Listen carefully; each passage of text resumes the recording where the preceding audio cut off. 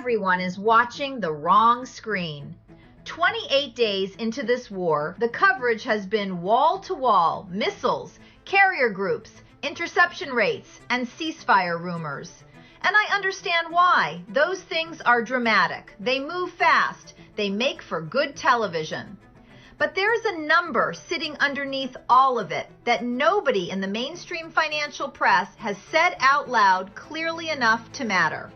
And by the time I finish, you are going to understand something about this conflict that 3 hours of cable news this week did not give you. The Strait of Hormuz carries roughly 20% of the world's daily oil supply. 20%. That is the number everyone is treating as the story. But the strait is not the story. The strait is the symptom. The story is what Iran was quietly building for 40 years while everyone watched the missiles, and what that means for the tool America uses to project its actual power in the world. Let me explain what that tool is, because most people do not understand it. When you hear the word sanctions, you probably picture something like a wall. America decides it does not like what a country is doing. It builds a wall around that country, and the country suffers until it changes its behavior. That is the mental model most people carry. It is wrong. Sanctions do not work like a wall. They work like a toll booth on a highway. America built the highway. The highway is the dollar payment system. Specifically, the system of correspondent banking that runs through American financial institutions. The rails that move money between banks internationally, and the SWIFT messaging network that tells those rails what to do and where to go. In 2025, the dollar was on one side of 89% of all global foreign exchange transactions. 89%. That means when a Japanese company buys Brazilian iron ore, that transaction likely touches a U.S. correspondent bank somewhere in its chain. When a Korean refinery buys crude from the Gulf, it touches the dollar system. When a European bank finances a shipping contract in Singapore, the dollar is in the room. And the moment a transaction touches the dollar system, the U.S. Treasury can see it, freeze it, or block it. That is how sanctions enforcement actually operates. Not through ships, not through inspectors, through the payment rails.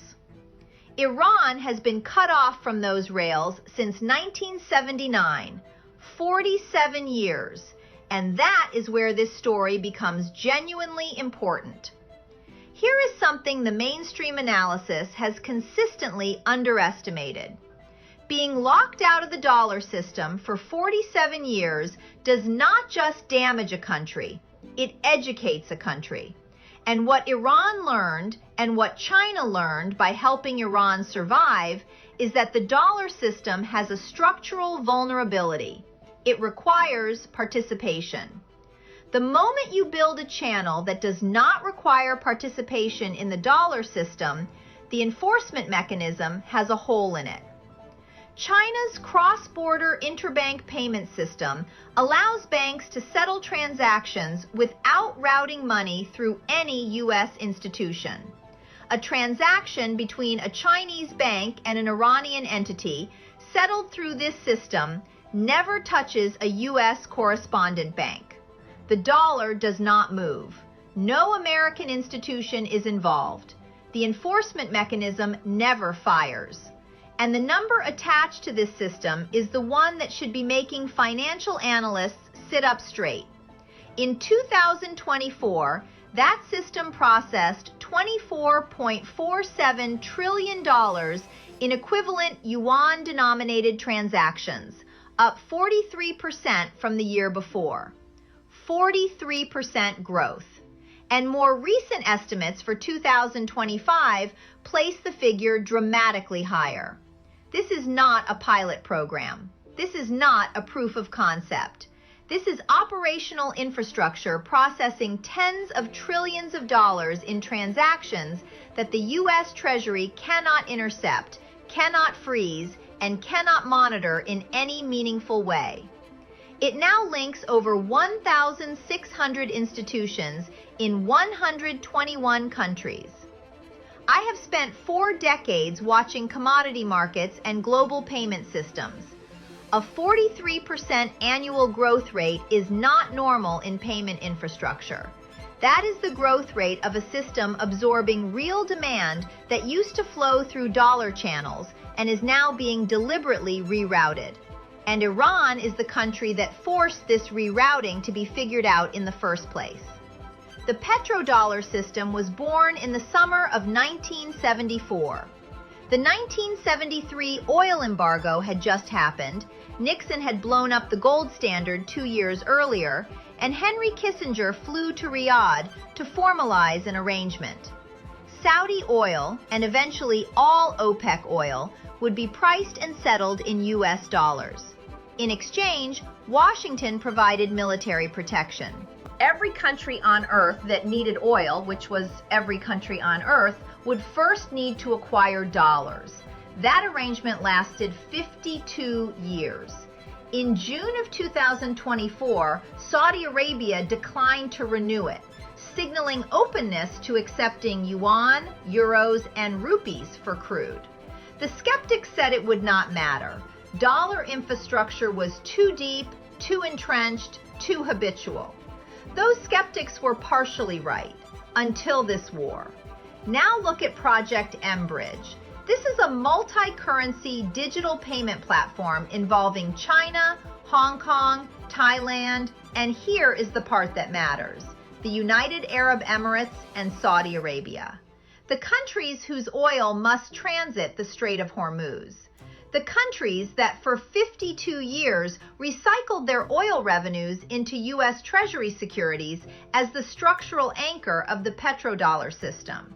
That platform processed $55 billion in transaction volume, with 95% of it denominated in the digital yuan. And it runs on a shared ledger that no U.S. institution touches, that no SWIFT message traverses, and that no American correspondent bank intermediates. Saudi Arabia and the UAE are not just participants in this platform. They are the countries sitting at the mouth of the strait Iran currently controls. That is not a coincidence. That is the shape of the alternative that was built while everyone was watching something else. Here is the point I want to be precise about, because this is where the mainstream analysis consistently gets confused. De-dollarization as a total replacement of the dollar is not happening. Hung Tran, a former deputy director at the IMF, has argued carefully that the dollar will retain its dominant position in the foreseeable future, and the data supports him. The dollar's share of global foreign exchange transactions actually ticked up slightly in the most recent major survey. The depth of U.S. capital markets has no peer. The yuan faces fundamental constraints, including China's capital controls, that limit its role as a universal reserve currency. But that is not the question. The question is not whether the dollar is replaced. The question is whether the dollar's utility as an enforcement mechanism is eroded, and those are very different animals. A bypass does not need to carry all the traffic to be strategically decisive. It needs to carry enough traffic that the countries Washington wants to sanction can route their most critical transactions around the enforcement mechanism. China was already buying roughly 1.38 million barrels per day of Iranian oil in 2025, settling outside the dollar system, despite 47 years of American sanctions infrastructure specifically designed to prevent exactly that. The sanctions did not stop the oil. They routed the oil through a system that is growing at 43% per year. President Trump has responded to this with the forcefulness you would expect. He has threatened 100% tariffs on any BRICS nation that attempts to replace the dollar in trade. He has pressed the military campaign in Iran with genuine strategic logic. Degrade the regime's capabilities, force an end to the nuclear program, and reopen the strait. And the military progress has been real. American forces have struck over 1,000 targets. 92% of Iran's large naval vessels have been eliminated. 2/3 of Iran's missile and drone production facilities have been hit. Secretary Rubio stated publicly that the objectives can be achieved without ground troops and that the U.S. is ahead of schedule on most of them. That is a significant military record in 28 days. And the president is right that oil prices, while up more than 40% since February 28th, have not spiked to the catastrophic levels many feared. Bloomberg noted that Trump's ability to message markets has been a genuine factor in keeping crude prices from a steeper surge, and that credit belongs to him. But here is what keeps me up at night as an economist. The military campaign addresses the strait. It does not address the payment architecture that was already operational before the first bomb dropped. 92% of Iran's navy can be eliminated, and the Chinese payment system processing the equivalent of $24 trillion a year is still processing $24 trillion a year. The enforcement utility of sanctions erodes in direct proportion to the infrastructure bypassing them. And that infrastructure was built using Iran as the test case for 47 years. The consequence chain for an ordinary American family is this. If the strait remains partially blocked through mid-April, analysts at BCA Research estimate the world will be losing 9 to 10 million barrels per day of supply. That is roughly 10% of global consumption. Morgan Stanley's chief investment officer has already described the economic outlook as a melt toward stagflation. Wall Street economists have shifted from expecting rate cuts this year to expecting rate hikes.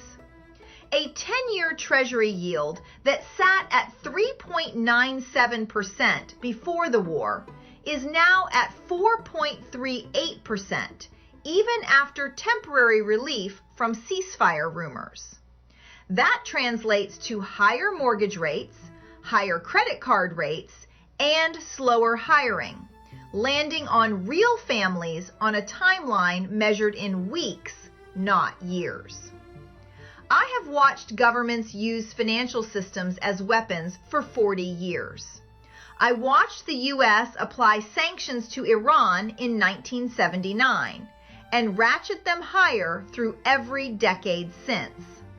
I watched those sanctions cause genuine economic damage inside Iran. I also watched them fail to change Iranian strategic behavior in any fundamental way. And I watched, with considerable professional interest, as the infrastructure designed to route around those sanctions grew from a workaround into something that now processes transactions measured in the tens of trillions annually. The lesson I draw is not that the military campaign is wrong. Eliminating Iran's nuclear program and forcing the strait open is a legitimate strategic objective, and the president is pursuing it with more clarity and speed than many of his predecessors showed on any number of comparable challenges. The lesson is about the financial dimension that outlasts the shooting. When you weaponize a financial system aggressively enough, for long enough, against enough countries, you incentivize the construction of an alternative. The alternative is now operational. And the next time maximum pressure is needed against a country that has access to that alternative, maximum pressure produces less pressure than it used to. That is the world this war is clarifying, not creating.